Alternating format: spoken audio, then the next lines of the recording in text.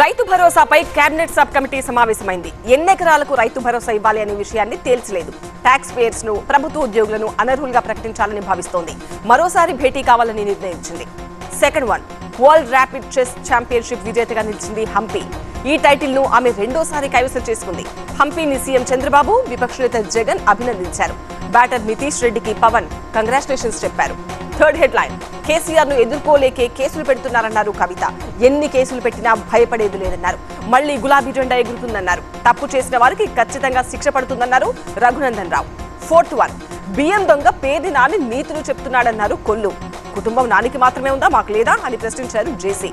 బియ్యం స్కామ్ లో పేరుని తన భార్య పేరును ఇరికించారన్నారు బుద్ధ. అసెంబ్లీలో భువనేశ్వరిని అవమానిస్తే మాట్లాడలేదన్నారు. ఫిఫ్త్ హెడ్లైన్ అక్కినేని చేసిన కృషిని కొనియాడారు మోదీ. ఆయన తెలుగు సినిమాను మరో స్థాయికి తీసుకెళ్లారన్నారు. ప్రపంచమంతా ఇండియన్ సినిమా ఫీల్డ్ వైపు చూస్తోందన్నారు. మన్ కీ బాత్ 117వ ఎపిసోడ్ లో ప్రధాని పలు అంశాలను ప్రస్తావించారు. సిక్స్త్ వన్ బీజేపీపై మరోసారి విరుచుకుపడ్డారు కేజ్రీవాల్.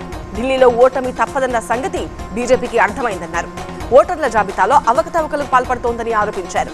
అసలైన ఓటర్లను తొలగించి నకిలీ ఓటర్లను చేరుస్తున్నారన్నారు. లాస్ట్ వన్ దక్షిణ కొరియాలో ఘోర ప్రమాదం సంభవించింది. ఎయిర్పోర్టు గోడను ఢీకొని పేలిన విమానం 179 మందిని బలి తీసుకుంది. బ్యాంకాక్ నుంచి వస్తుండగా జరిగింది ప్రమాదం. ల్యాండింగ్ గేర్ వైఫల్యమే కారణమని ప్రాథమికంగా నిర్ధారించారు.